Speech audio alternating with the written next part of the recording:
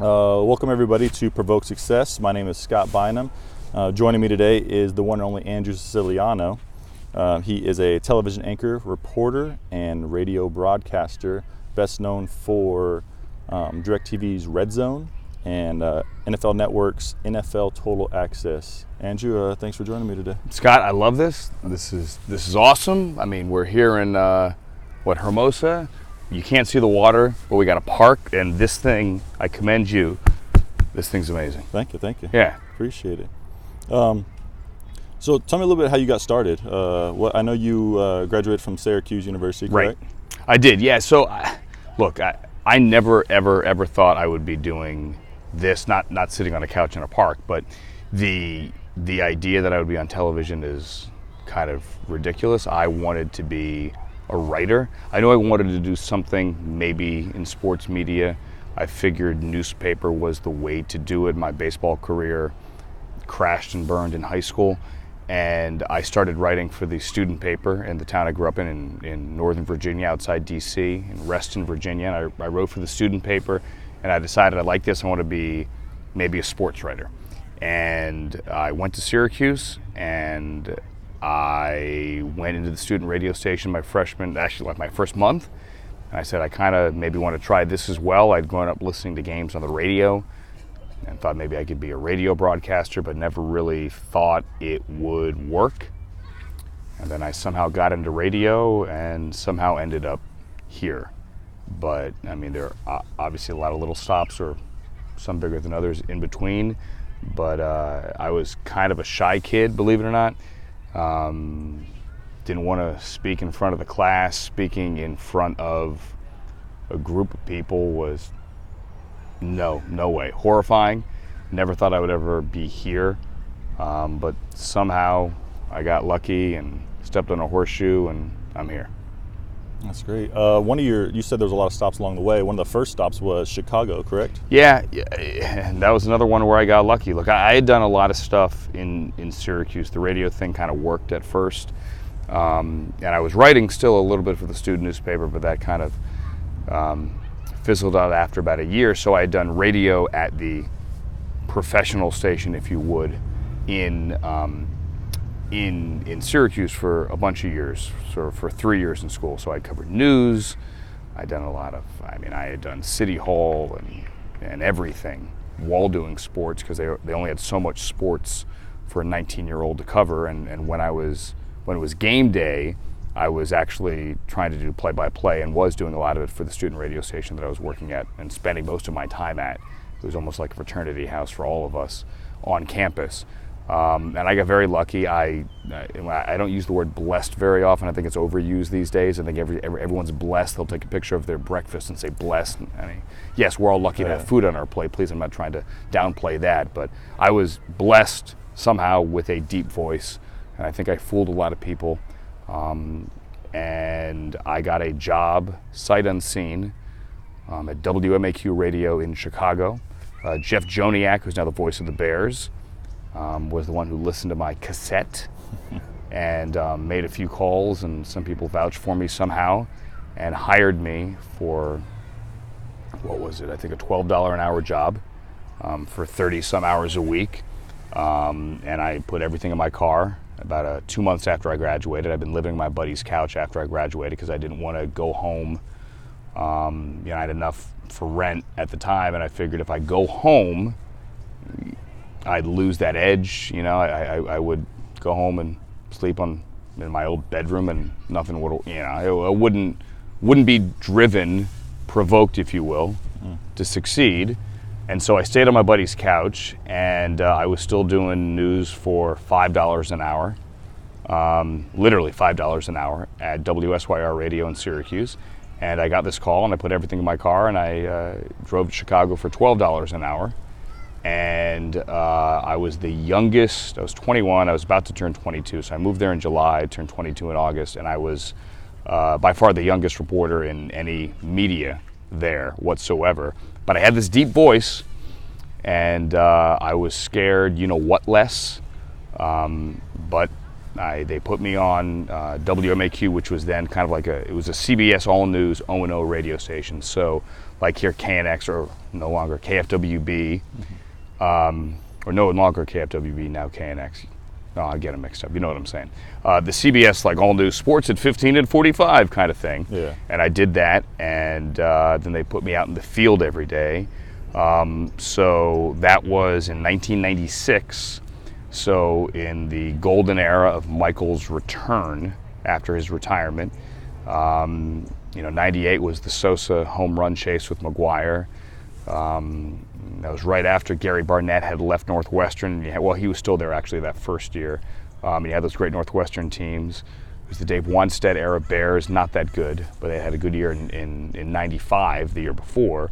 Anyway, moral of the story is I was very fortunate at 21, 22, 23, 24, 25, whatever it was. I was there for 4 years to live in the big city and learn in a big media market under some really talented and great pros like Jeff Joniak and some others. And, it took me a while to kind of get my confidence. I was really nothing more than a human mic stand, whether it was in front of Michael Jordan or whomever.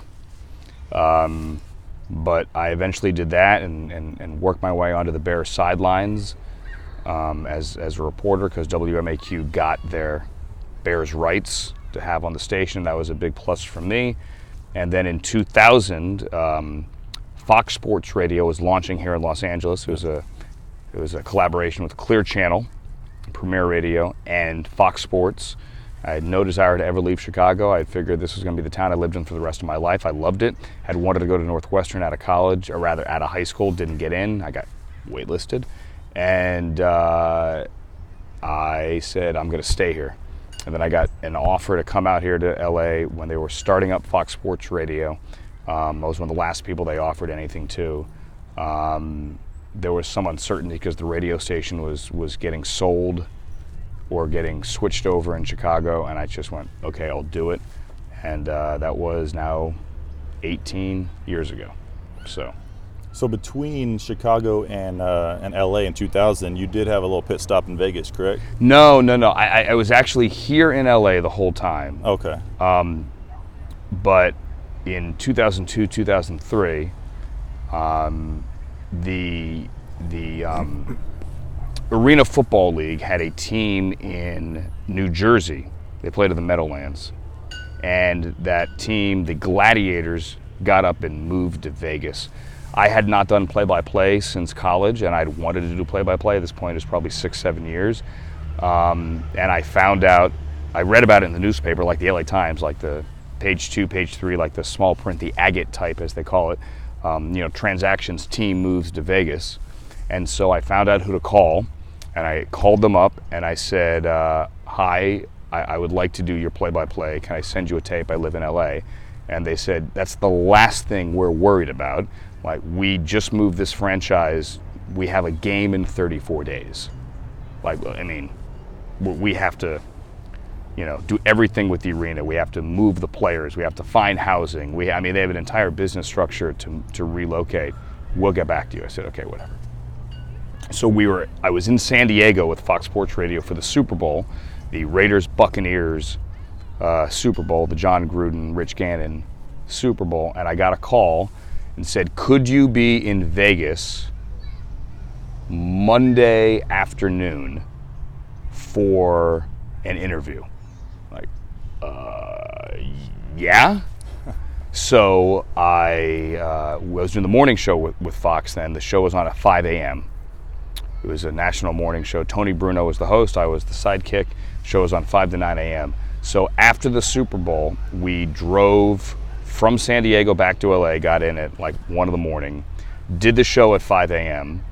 till 9. I hopped on a 10:30 Southwest out of Burbank to Vegas, flew to Vegas, kind of did an audition in like an office building somewhere. They had barely set up the office furniture. And flew back to LA rather, that afternoon. They called me on Tuesday afternoon and said, you have the job, the first game is Saturday. Wow. So my buddy at the time was an executive for the LA Avengers here. I called him up, I said, I'm coming over to your office. I drove over to his office, And I said, I've been to one game at Staples Center when he was with the Avengers. I said, honestly, I had a couple of beers and didn't pay attention. Please teach me arena football. And we sat down with VHS tapes, and I learned arena football and ended up doing games for like 7 years. But I was the play-by-play guy for the guy in Vegas for I think 4 seasons. So I would fly back and forth every weekend. So we had 8 home. They believe it or not played a 16-game schedule. So I'd go 8 games in Vegas, and then wherever the other 8 would be. So whether it was Phoenix or San Jose or Chicago or Denver or New York, there was a team in Charlotte. The franchises moved all over the place. Orlando, Tampa, Austin, Detroit. If I didn't mention Detroit, Nashville. Truly all over the place, and I did that off and on for 7 years. So a lot of time on Southwest. I bet. Have you always been big with sports? You know, I guess I got obsessed as a kid. I blame everything and give all the credit to at the same time my dad. My dad is a huge baseball and football fan. So we always had a baseball game on. This was before DirecTV. There's the plug. Before Sunday Ticket, before MLB Extra Innings. We always had a game on. And my mother to this day jokes that I learned to read by reading the sports page. That I would come down every morning and I would open up the sports page, and my parents would be sitting at the breakfast table, and I would be sitting there trying to figure out what happened the night before. I was not allowed to stay up and watch Sports Center. This was before the internet. Obviously, and that I was obsessed. And I started my fantasy baseball league with a bunch of friends in high school when it was called rotisserie baseball, when there was the guys that started fantasy baseball started at a rotisserie chicken shop in New York, and it was called Rotisserie, and they would put out a book every year, and I would ride my bike to the bookstore every day waiting for that book to come out with all their player rankings, and then I would do fantasy baseball with my friends in high school, and we did it in a notebook, a spiral notebook, and then we decided, well, why don't we do this for football? And I don't know if there had been a system for football, but we tried to I'm not suggesting I invented fantasy football. That's not what I'm saying. You heard it here, folks. No, but then this was like 88, I don't know, 89, and we started doing that. So to answer your question, I was obsessed. I played baseball, not well, was never the good athlete. My brother was always the better athlete. He played soccer, he runs marathons. I guess it was the one thing that, you could always talk to your dad about, but at the same time, my friends were all obsessed for the most part as well. And that was, I was the cliche kid with boxes of baseball cards who listened to games on the radio, and somehow I'm sitting here with you, basically. Thank you.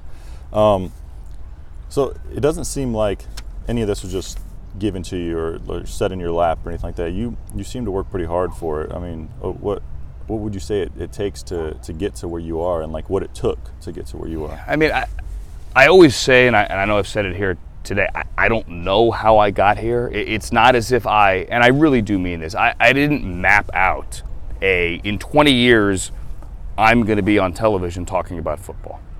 I never mapped that out. Never in a million years would I ever have imagined that. And that is not BS at all.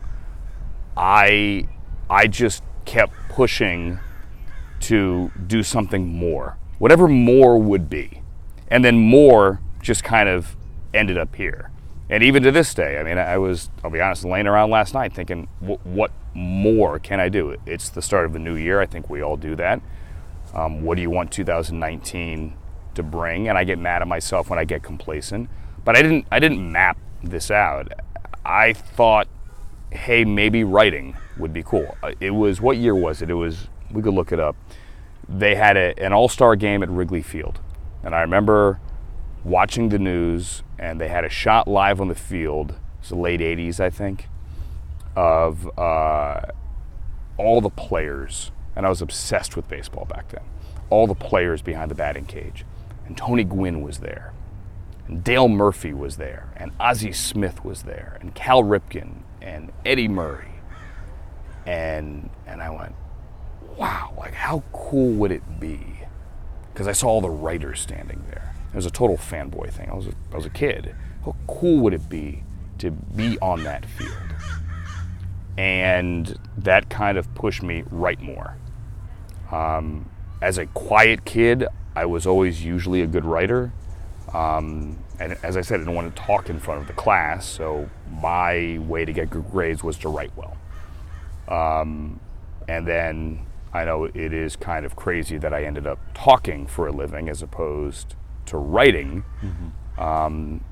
But I guess my one thing is just never be satisfied, which it's a double-edged sword. Yeah. Because at the same time, you have to step back, and I didn't learn this until far later in life. I mean, you've heard it 100 times, but you don't let it sink in, that you have to step back and realize what you do have and be grateful for it. And I am. At the same time, you need to, I do, to stay happy, push to try to do new things and not be stagnant. And I get mad at myself when I am. The arena football thing's a perfect example. I wanted to do play-by-play. I hadn't done it for years. I saw the ad in the paper. I picked up the phone. Look, that's not to suggest that every time one picks up the phone, the person on the other end of the line is going to say, yes, let's do it. Yeah. You need luck. And for every 10 phone calls, maybe only one answers you back. I think in a day and age like we live in now, where everyone is connected and I could find a phone number, I could find an email address, I could find a DM on social media for pretty much anyone on earth. I also think that people are far less likely to give people opportunities because they feel bombarded because everybody is reachable. So I think it is a little bit more difficult. But when I was in college, my senior year, I had a thing. I would not allow myself to go home. My senior year, the last semester, unless I sent out 2 tapes every day. So I needed to find a job, and I had cassettes, and I would go to the student radio station, and I had my resume reel on a reel-to-reel, and I would every day I would do 2 cassettes, mail them out, which you can't email them. So back then it was I had to find the address and whomever was in charge of the radio station in whatever market. So I had to get like these reference books. I got my hands on an NFL media book where I got every sports radio station in America, basically, in that book. And I typed out, I went to the copy store and I got my resume and I typed out a letter to each and every one of them. And every single day I went to the post office and dropped 2. I would not allow myself to come home until I did. And one of those blind cassettes got me a job. So I am not as persistent anymore. I think I've gotten fat and lazy, figuratively speaking. But that kind of persistence, I know, pays off. So you set goals for yourself back then when you were trying to make it to where you are. Do you still set goals for yourself now, even maybe not as high or maybe not even in the same category, like career progression or something? I don't know. No, I don't. My goal is to do something more. My goal is to expand. My goal is to not be stagnant. But no, rarely have I said, I want that job. Rarely do I say, I need to, I don't know. In terms of career progression, no. I'll be honest, I think for a lot of people, and I'm one of them, far too often you go, wait a minute, that person has that job, I want that job, as opposed to thinking forward and going, hey, wouldn't it be cool to create this job? Or how do I get to this place or this space? And I think far too many people in this business are reactive in that regard, and I'm one of them. And you try not to let that consume you. But no, I've never been a good goal setter, and that is one of my shortcomings. I just kind of try to push in all directions, and then sometimes you push in a direction that you never ever would have imagined, and you find out you like something. Like, I never wanted to do sports talk radio ever. Wow. The idea of having to be passionate about, I mean, what's your favorite sport? Basketball. Okay. What's your least favorite sport? Out of the big? Out of big anything. ones? Like, what major event do you go, man, I don't care about that? Honestly, and it might be not very patriotic of me, but I'm not really big into baseball. That's fine. Okay. So imagine, and again, Yeah. we're not digging ditches here, Yeah. okay? We're talking about sports. Most people would kill for our jobs, understandably. Imagine having to go on the radio every day and caring about baseball, because radio is the most intimate medium. It's you and me in a car. It's just me. Like, you're listening to me. Yeah. Anyone listening to this podcast right now, like, you might be riding your bike or working out or in your car. It's just our voices talking to you. You can hear if I really don't care about the World Series. You can hear if I really don't know what I'm talking about. Yeah. And I never thought that I could go on the radio and be able to convey a knowledge and a passion about everything in sports. You know, the hot take about everything. And then one day I ended up on the radio, and I ended up hosting a radio show for 9 years. It just, I never thought it would work, and then you find a way to make it work, and then you learn to love it. So that's an example of my career has just kind of gone. And I don't know, I say that all the time, I don't know how it got here, but it did. So, I mean, from the outside looking in, a lot of people would say you're a successful person. What would you define success as? It has changed as I think I've gotten older. I think when I was younger, it was bigger market, more money, bigger opportunities, name and lights kind of thing.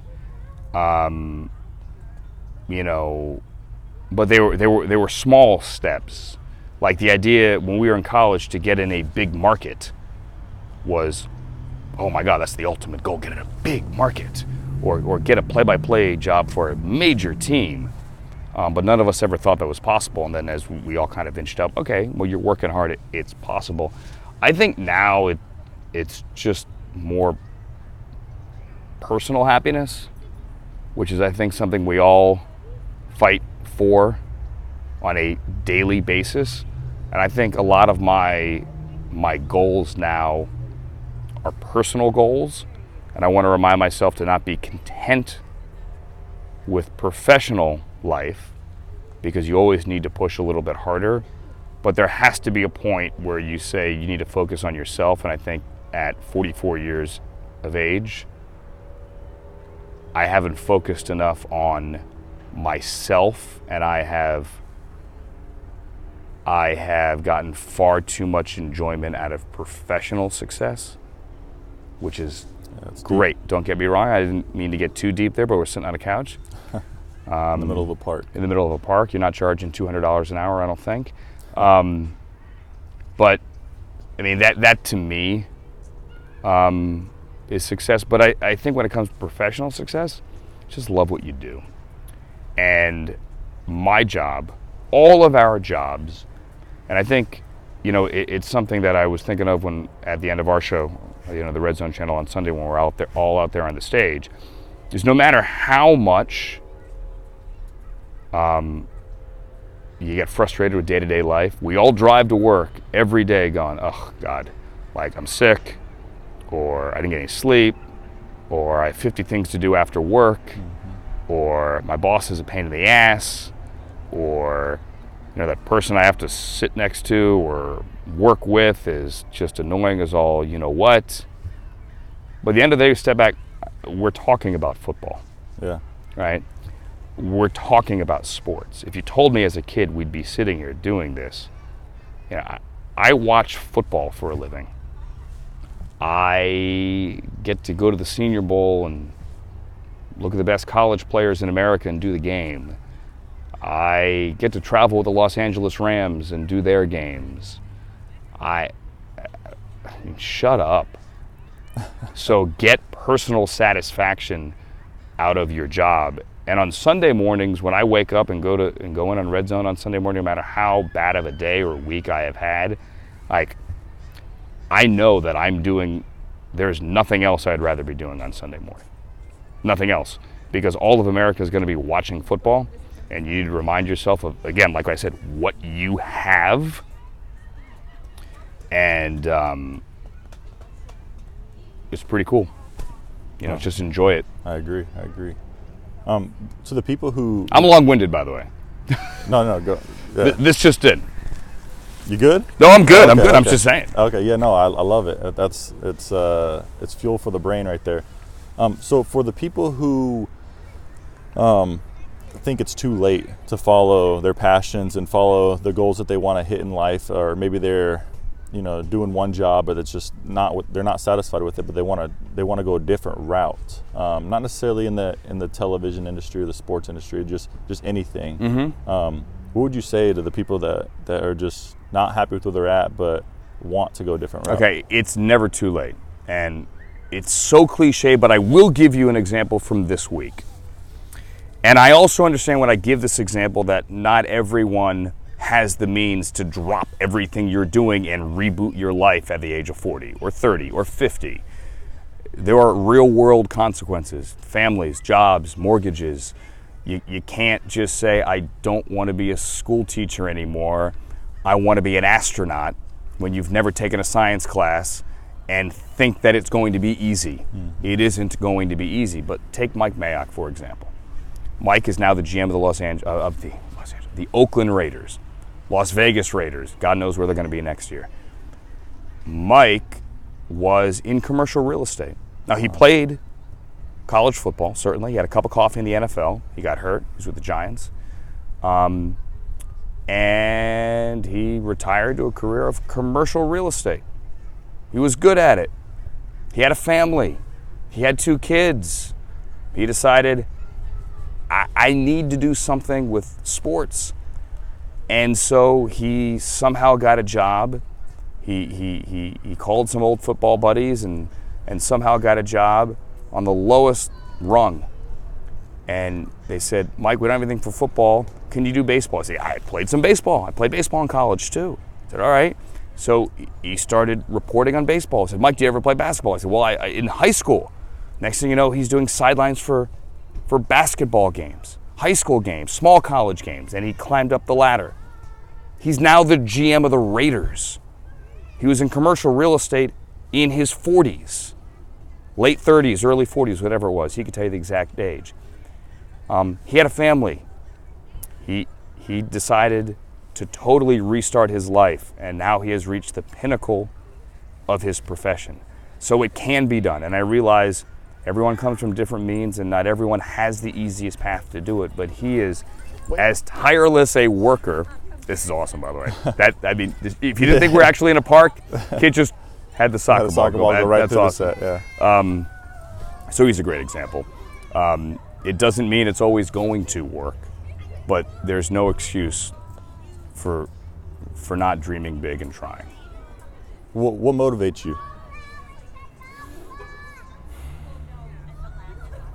Fear of failure. Okay. I know that's deep, but I think that's not the only thing.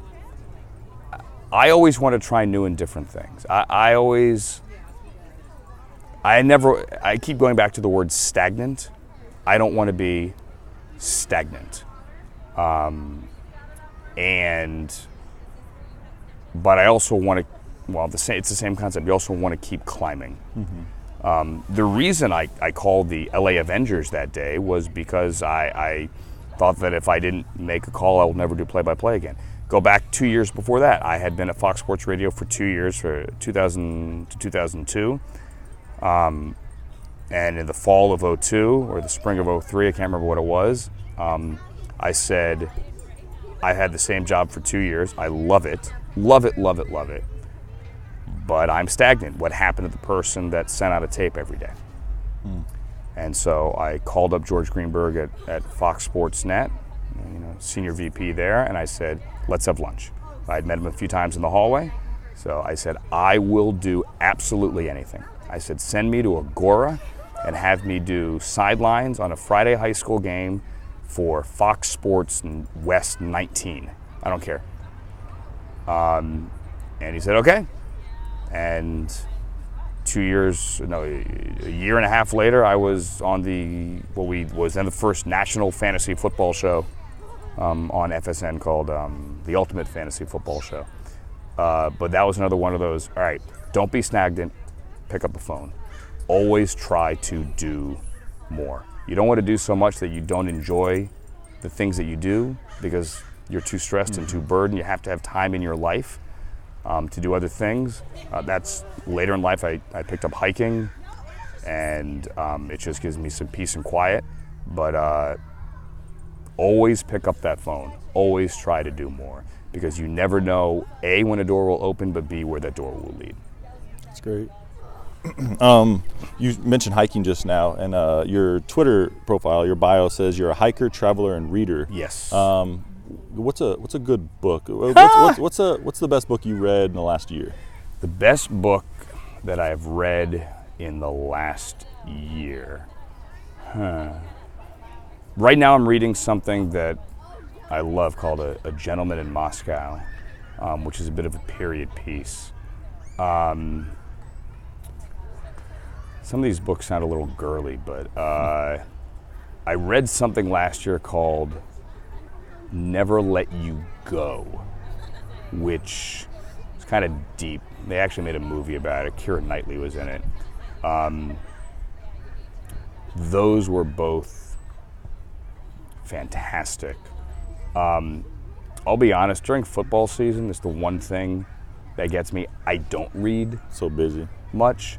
I just feel I need so much football in my brain that because so much of what I do is ad-libbed and I don't write anything, is I need so much crammed in there for the ability to, when I see a player on the screen on Sunday, be able to pull out an anecdote about him. Or when I'm doing the show on NFL Network during the week, be able to connect two stories together with something I had read or knew about one of those guys 8 years ago, 10 years ago. And I don't read during football season, and it drives me nuts. And actually, I haven't even hiked this football season as well because I moved here to the South Bay. It's a first world problem, I realize. And I used to hike after work when I lived on the West Side, and I don't anymore. Yeah, no. These are LA first world issues. Yeah. Well, sometimes you also need to.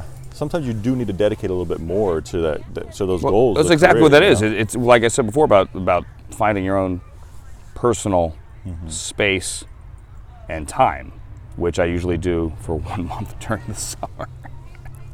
But you also, I guess some people would say you would need a little break from it too, but I guess instead of having little breaks here and there throughout the season, you just go on something bigger, after football season and just kind of get your mind. Yeah, relaxed. I tried to. I tried to do something in February and something in July. I didn't do anything in February this year. This year in July, I want to call it a life-changing experience, but I don't know that I've changed my life since I got back. I was very fortunate to go on a trip to Israel for 8 days with a bunch of people in sports. It was an amazing group of people. It was put together by the Schusterman Foundation, which is a Jewish charitable organization. I would say maybe of the 50 people on the trip, maybe only 18 to 20 of us, if that, were Jewish. It was a very diverse group, and it was people from all over. We had NBA marketing executives. We had Nike people. We had league executives from the MLS, from the NBA. I was the only real broadcaster on the trip. We had gold medal winning Paralympians. We had U.S. Olympians. We had a former NBA player. somebody that works with UNICEF and organizes charitable projects all over the world for some of the biggest names in sports. Just an amazing group of people that we were all thrown together, and they brought us to Israel to do a lot of, some charity work, some outreach work as well, to learn about the country, to I would call it to find yourself, so to speak. It really wasn't a religious retreat at all, in any way whatsoever, but more like leadership building. And that was my downtime this year. Can't recommend it enough. That is going to the Holy Land, regardless of what faith carries you through the day. It was truly an amazing place, and it was, for me this year, a chance for me to just totally tune out. Wish it were longer than 8 days. Should have stayed on my own, but it was phenomenal. That's great. So I mean, there is that work-life balance that can be done. You still are pursuing your dreams, and you put in the work for years, especially in the beginning, to get to where you're at, to where you can have those times to have that work-life balance and enjoy it all. Right? Yeah, I mean, I try, but I don't think I'm any different than anyone else. We all have to find that time. I'm single. I don't have kids. Most of my friends now do. And so for them, work-life balance is entirely different than what my work-life balance is. I think it's ironic we're on the couch, because I have found myself, as I get older, it's a little more difficult to get off the couch. You're not as driven as you used to be. So it's all coming full circle sitting here. Yeah, no, that's the point too, is we are sitting here in the middle of a park in Hermosa Beach on a couch for the people who aren't watching this, and it's natural. I mean, there's people around making noise, there's people living their everyday life, but here we are trying to spread the word of people being motivated and to get up off the couch. And if you don't want to get up off the couch, take it with you. It's like, don't make excuses, just make things happen. And that's something that I still have to work on, is not make excuses. Not only not make excuses, but specifically don't blame other people. Don't let yourself be a victim. That's huge right now. It is huge. At the same time, don't beat yourself up too much. You can't look back. I'm awful at that. You can't look back on what you should have done. You just have to move forward and figure out a way to do it moving forward and in the future. I am awful at that. Awful. Not blaming other people, but only blaming myself. So, and that is part of getting off on the couch, because when you sit on the couch, you let yourself wallow in all of that. Exactly. And you let that stuff eat you up even more. No, I agree. Yeah, no, that's what gets me. Gives your brain a little too much time to think, and you're not really being active. I mean, even some people do all their thinking either in the shower. Other people do it while working out. I do it on planes. Planes? Okay, that's your spot. That is my spot. Although I do less of it now, honestly, because of Wi-Fi. It's like I have to tell myself, don't get Wi-Fi. Yeah. So you could actually read a book. You could actually be in your own head. You can actually stare out the window and contemplate life. Because when now I get Wi-Fi, then you're texting, then you're connected, then you're on Twitter, and you can't be quiet. You became the excuse at that point. The excuses that you were trying not to make in the beginning are right. Now, totally, something absolutely, you're making on your own. Absolutely, yeah. So you do it while reading, or do you do it just kind of sit there in like a meditative form, or like what do you? No, how do you reset yourself? There is no magic thing for me. I just kind of stare out the window. Okay. Although there is a push-pull, because, like I said, I often find when I am on a plane, that is my quiet time where I can read. If it's during the football season, however, you're cramming to read work stuff. So when you get off the plane, you do know everything that's happened with the Lions for the last 4 weeks, because you're going to do a show there and you need to know every last detail. Exactly. Again, it's not like I'm looking at, 15 sales proposals, or if I'm doing something. It's football.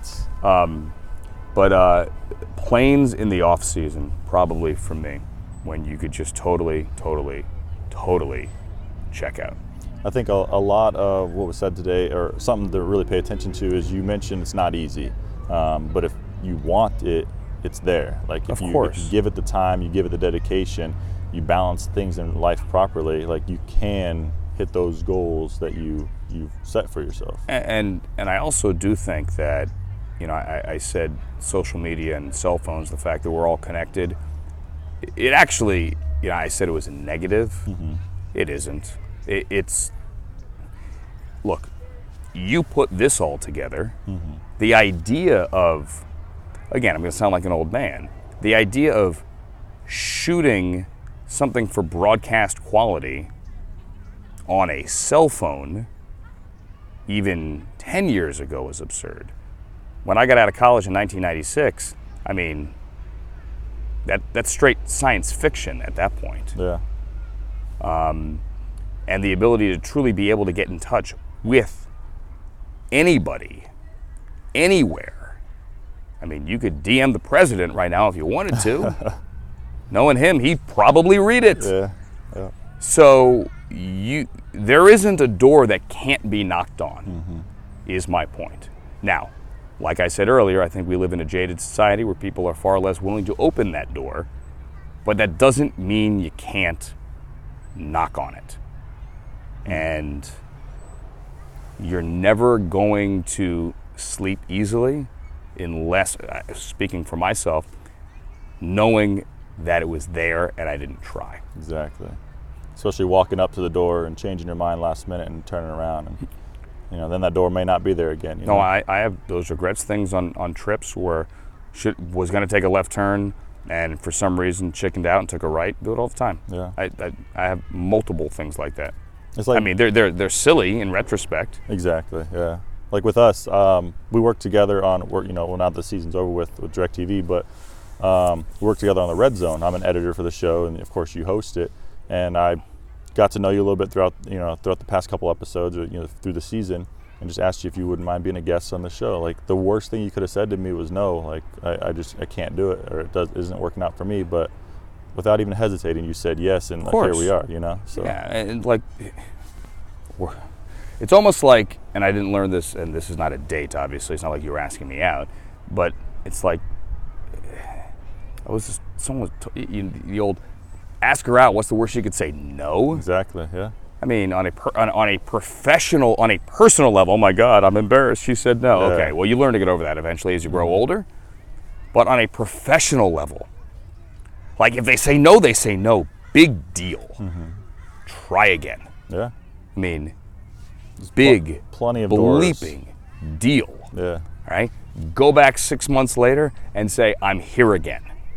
Mm-hmm. Right. That's not stalking. Yeah. It's not like she's going to go, oh my God. No. It's actually a job. Try again. Yeah. Better yourself. Do something within that time. Don't wallow during those 6 months. Don't work out and wallow. or educate yourself or do something. Knock on that door. Knock on other doors. Exactly. And not to make it all about me, but I'm sitting here. Almost everything I've gotten in my career came from me knocking on a door. Mm-hmm. Not everything, but it came from knocking on a door. I have an agent, okay, but he's more of an attorney than an agent. He's not going to watch this, but regardless, I would say this even if he's here. He knows this. We've had this conversation. He is not he's not Jerry Maguire, put it that way. Yeah. That's not what he does. That's not how he operates. Mm-hmm. All right? So he's not out there calling every guy in Hollywood trying to get me a job. That's just not how he does it. A lot of the stuff that I do, it's because I knock on a door and then we handle it from there. And that can't ever hurt. Because never have someone else do the work for you. Do it on your own, mm-hmm. because then if it works, it works, and if it doesn't work, it's on you. Yeah, it's like this right now. I mean, I set all this up myself. I have a 3-person couch that I dragged across the park. You can see the You're also the like drag 6'3". marks. 6'6". Don't cut me short. You're really 6'6"? I am, yeah. Wow. You can see the Everyone to me drag is marks 6'3". to my truck. Do you see the couch? I literally, because I'm a one Dude. person, so I did what it took to get Well, to I this texted spot. you. I said, you want me to come down and help? Yeah, no, I had it. I'm motivated. What's you have me motivated. Well, what's the longest or the furthest you've dragged this couch? To be honest with you, this is my first episode, so Seriously? yeah. So wow, I'm flattered. This is the furthest, I would say. I think my voice is correct. 60, 70 feet. It's pretty impressive. Yeah, but I mean, I'm doing what it takes, and it's little things like that. Like I'm dragging the couch. Okay, cool. What to do? Like, Sorry. So what's your what's definition of success? I have to agree with you with a lot of that. I think it's really personal and happiness. I think it's a lot of people would say it's money, it's finances. You got to be able to pay your bills. Yeah, I mean that is. I feel like someone could be successful and not be like just barely getting by financially. But I think with me, my ultimate goal to success is a job that I love that pays my bills, where I'm not living paycheck to paycheck, and a family a healthy family there with me. I think that's success to me. Fame and fortune is ideal for some people, but other people, it's really not. So I don't think people should strive for fame and fortune to be successful. I don't know why anybody strives for fame, I'll be honest with you. I mean, the fortune part, no one is going to turn down a nice paycheck or a winning lottery ticket. None of us would do that. Exactly.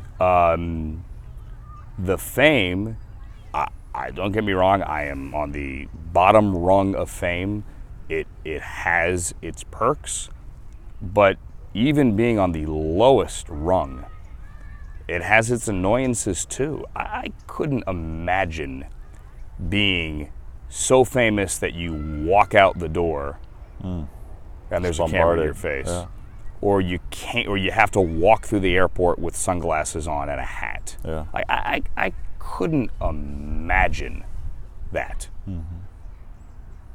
So do you like your level of fame? I mean, you I get wouldn't noticed. even call it level of fame. I mean, my running joke when someone recognizes me, hey, watch the show. I'm like, great. And I'm like, thank you, you and my mother. Like, we have 2. It's great. Tell your and friend. that's usually disarming. And yes, to answer your question, I'm comfortable with it. If the guy at the car dealership this morning when I'm dropping off my car says, hey, big fan, that's satisfying. I think the biggest thing is it is always satisfying to know that there is somebody out there that is watching, and that that what all of us did, because look, I'm just the guy talking, right? But Scott, how many people are there on Sunday to put that show together? What, 60, 70? At least. It's not just the Red Zone, it's the Fantasy Zone, it's everything else we do. It's highlights, it's the Matrix, whatever the whatever we call it on, with everything on one screen.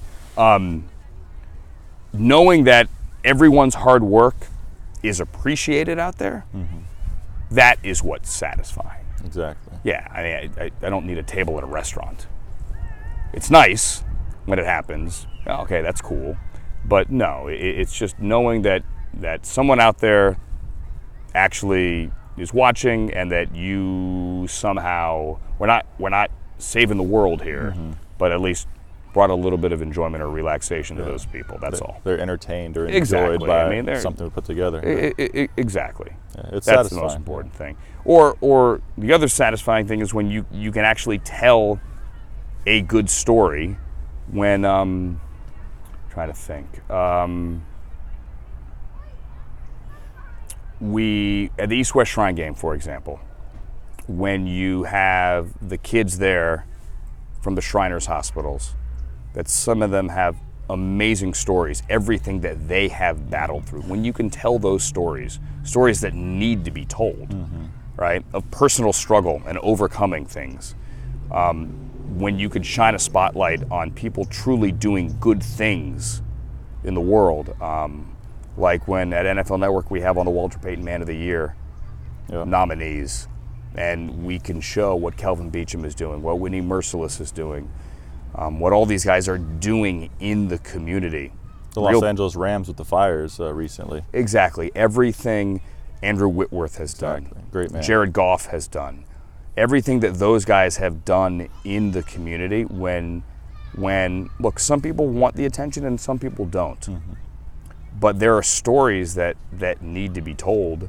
And honestly, if those stories can be told and then you can spur action in people watching those stories to pay it forward, then it's all worth it. Yeah, having the platform where you're able to do that is great. And you definitely are making positive of that. And you have a Twitter following where you do the same, and obviously people follow you for sports updates and stuff. Yeah, but I mean, even that you look at, you're like, well, what more can I do with it? Well, you sit on the couch and you say something snarky about the game. I'm trying not to be snarky anymore because I think there's too much of that on Twitter. It doesn't serve. Everyone's trying to get the best one-liner. Exactly. 2019, new year, new me type mentality. Everybody's got to try to better themselves. We'll see how long it lasts, but I mean, sometimes that's what stuff like Twitter's for, just to get a reaction out of people and have fun with people, not necessarily be rude or be mean, but just enjoy it. What did I see recently? Someone said, sorry, off mic. Someone said that their kid told them that Twitter is where old people go to argue. I could see that. I thought Facebook's starting to turn into that now too, but I could see that. No, Facebook is where your grandparents go to argue. There you go, yeah. Okay. Twitter is where I'm older than you, but like middle-aged people go to argue. And Instagram is where everyone goes to look at pictures. Gotcha. That's my spot. Instagram's my go-to. I love Instagram, don't get me wrong, but what drives me up a wall is I want a real timeline. Mm-hmm. Like, I say, oh, that picture popped up. Oh, that was Scott's picture. I like it. 3 years ago. It was 6 weeks ago. Yeah. And then let's say I start to follow the kid with the soccer ball that just went by. Mm-hmm. Now my timeline is overflowing with all of his photos just because I followed him. It's like Instagram's like a drug dealer. It's like, I tell you I like something, you're going to keep feeding me that. Yeah. I know that's a horrible analogy, I realize. Right? But it's, hey, this is what you like. You want more of it? You want more of it? No, I want to see what everybody is doing. Yeah. I don't want to be super served just because I liked something once. Not to mention, if you and I are talking about a topic right now, like, say, cat food. Oh, my phone is listening. Yeah, we're going to have cat food ads next time we go on our social media. Absolutely. Yeah, but which now sounds like a Black Mirror conspiracy theory, but tell me that I'm wrong. Yeah. But somebody thought of that, like somebody out there thought of that, and who knows, they may have been like a sanitary specialist, and then they thought that, I should get into programming, and boom, now they sold that idea to social media platforms, and they're successful, So like, there's different ideas out there, stuff we never thought about back in the 90s when I grew up, and like we never would have thought we'd have a device in our pocket that we had access to the world with, let alone listening to our conversations. But there's so many opportunities now to be successful. Yeah, I mean, through these devices. There are. I heard this pitch when I was in Israel. We did some stuff with sports tech companies, and this is now a very real thing in the U.S. There's been competing platforms, but I didn't know about it. So let's say there's a high school, there's a youth soccer game over here. All right, how every high school, every junior high, every rec league, you can buy this system where it's a tripod, you set it up, it's got like 5 cameras, you hook it up to your account on whatever this app is, and every game is broadcast. Wow. From like a 4-camera shoot. So you can't make it to your kid's Pony League baseball game. It's online. That's awesome. It's streaming. And every high school in America can have a broadcast quality football game that everybody can watch. So there's still ideas out there, right? There's still ideas out there. This one's a couple of years old. It's just now, getting the traction, but so that every parent can watch, but it's also a boon for recruiting, too. So that kid that may not be discovered playing 7-on-7 football in Montana, he now has a broadcast quality game tape that he can send to whatever school, or if someone hears he's good, that coach at whatever school can go recruit him and find that broadcast. I mean, that's just one idea. But that was one of those ideas where you just go, that's brilliant. It really is. But it is technology and innovation and everything working together for ideas that I'm not creative enough to do and make. People are, but a lot of people think that though, and some people don't know what they're good at yet. Some people just haven't branched out and figured out. Like, I think Kobe knew he was good at basketball, pursued it, but some people may be thinking they're good at real estate, and they're actually probably better at being a GM for a National Football League team. Sure. Right? Sure. So. But all those people are driven. Mm-hmm. And all those people, if you want to use the Gladwell 10,000 hours of success, or 10,000 hours to find, one of my favorites, to find your outliers, your calling point, your genius.